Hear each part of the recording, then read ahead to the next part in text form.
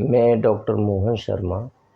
आज हम बात करेंगे बसंत ऋतुचर्या पर।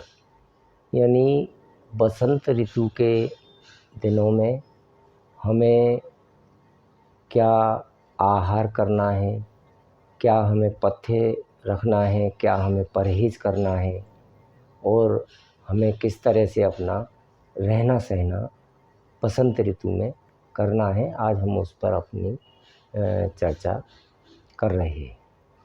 तो बसंत को ऋतुओं का राजा कहा जाता है। इस ऋतु में हमारे शरीर का बल वह मध्यम रहता है। मध्यम मतलब हमारे शरीर में ना बहुत अधिक बल रहता है, यानी बहुत अधिक ताकत रहती है, और ना ही बहुत अधिक कमज़ोरी रहती है। यानी हमारा शरीर का जो बल, जो शिशिर और हेमंत ऋतु में बल हमारे शरीर का अधिक रहता है। यानी शीत ऋतु में, यानी ठंड के दिनों में हमारे शरीर का बल अधिक रहता है। अब जैसे ही बसंत ऋतु आती है तो बसंत ऋतु में ना अधिक ठंड रहती है और ना ही अधिक गर्मी रहती है। तो बसंत ऋतु आते ही सूरज की गर्मी वातावरण में बढ़ जाती है, और जब सूरज की रोशनी, सूरज की गर्मी जब वातावरण में बढ़ जाती है तो हमारे शरीर में हेमंत और शिशिर ऋतु में, यानी शीत ऋतु में जो इकट्ठा हुआ कफ है, कफ मीन्स यानी हमने जो कुछ भी शीत ऋतु में अच्छा खाना पीना यानी स्निग्ध आहारों का सेवन किया होता है, यानी तेल घी वाली चीज़ों का सेवन किया होता है, तो हमारे शरीर में कफ की वृद्धि हो जाती है। और जब कुछ गर्मी पड़ने लगती है, यानी बसंत ऋतु आते ही शरीर का वातावरण कुछ गर्म हो जाता है, और जैसे ही गर्मी पड़ने लगती है तो हमारे शरीर में जो संचित कफ है, यानी हमारे शरीर में जो इकट्ठा हुआ कफ है, वह कफ प्रकुपित हो जाता है।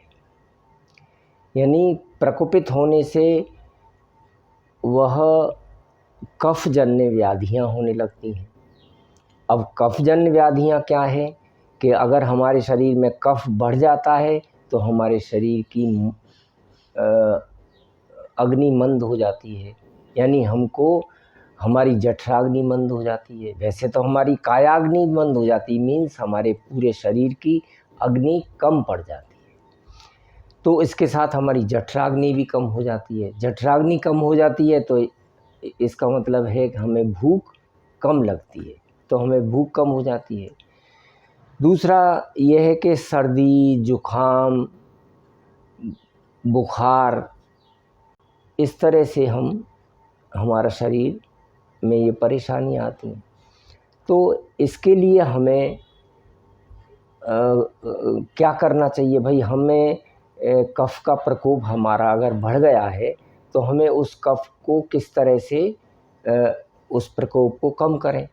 तो इसके लिए हमें एक साधन बताया है कि वमन कर्म करना। यानी हमारे means Indian system of medicine के में शरीर की शुद्धि के लिए एक पंचकर्म का विधान है।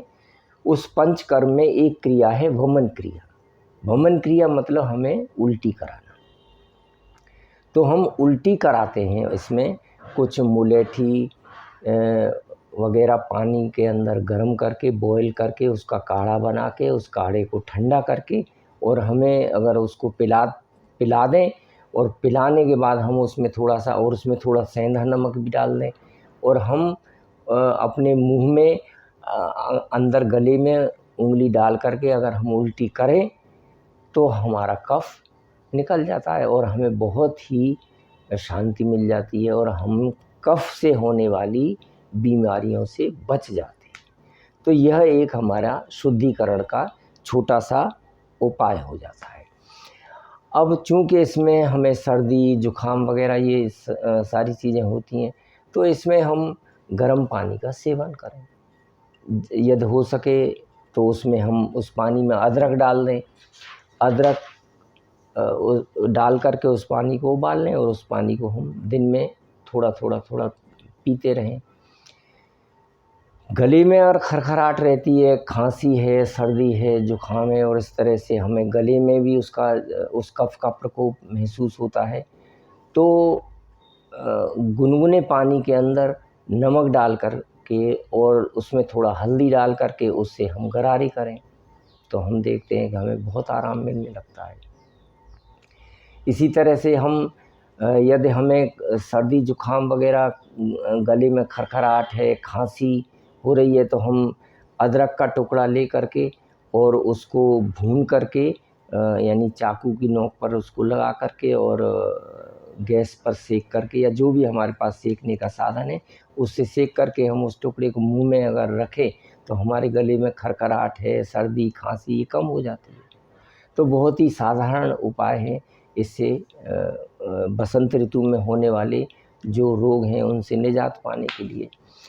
अब हमें इनमें किन चीज़ों को खाना है और किन चीज़ों को नहीं खाना है, ये ध्यान रखने वाली बात है। तो हमारे इसमें यानी मधुर, अम्ल और लवण यानी 3 रस जो होते हैं वो कफ को बढ़ाने वाले होते हैं। तो मधुर मीन्स मीठा, अम्ल मीन्स खट्टे पदार्थ और लवण मीन्स नमकीन पदार्थ।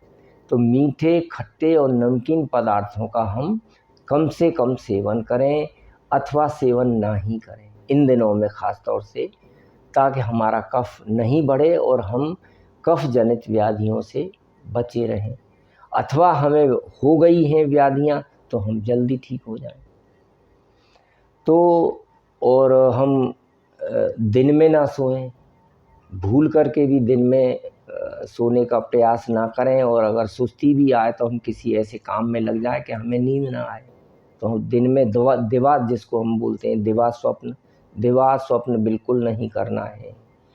दही नहीं खाना है इन दिनों में। दही के बजाय हम छाछ यानी मक्खन निकला हुआ हम छाछ का सेवन कर सकते हैं। छाछ मीन्स तक्र जिसको बोला जाता है, जिसको मट्ठा भी बोलते हैं, उसमें हम अजवाइन, जीरा, हींग, सेंधव, लवण थोड़ा सा, उस तरह की चीज़ों को हम डाल करके उस छाछ में या उनका हम छौंका दे करके उस छाछ का हम सेवन करें तो हम बसंत ऋतु में होने वाली बीमारियों से बचे रहते हैं। अथवा हमें यदि बीमारियां बसंत ऋतु में होने वाली बीमारियां हो भी गई हैं तो वो जल्दी से जल्दी ठीक हो जाती हैं। एक बात का अवश्य ध्यान रखें कि कोई भी चीज़ लेने से पहले एक बार डॉक्टर की अवश्य सलाह ले लें, क्योंकि कई बार हमें पता नहीं रहता है कि हमारा शरीर किन परिस्थितियों से गुज़र रहा है। कई बार हमें क्या क्या तकलीफ़ें हैं और हमें कौन सी चीज़ लेने से क्या फ़ायदा हो सकता है अथवा कौन सी चीज़ लेने से क्या नुकसान हो सकता है। तो क्योंकि हर शरीर अलग अलग होता है और हर शरीर की प्रकृति अलग होती है, इसलिए जो कुछ भी हम लें, हम लेने से पूर्व, हम लेने से पहले एक बार अपने डॉक्टर से अवश्य सलाह ले लें, क्योंकि हमें क्या लेना है, हमें क्या पथ्य रखना है, हमें क्या परहेज़ रखना है, इस बात को डॉक्टर बहुत अच्छे से बता सकते हैं। कई बार हमको यानी बीमार व्यक्ति को बहुत सी चीज़ों का स्वयं पता नहीं रहता है। इसी के साथ थैंक यू, धन्यवाद, जय हिंद, जय भारत।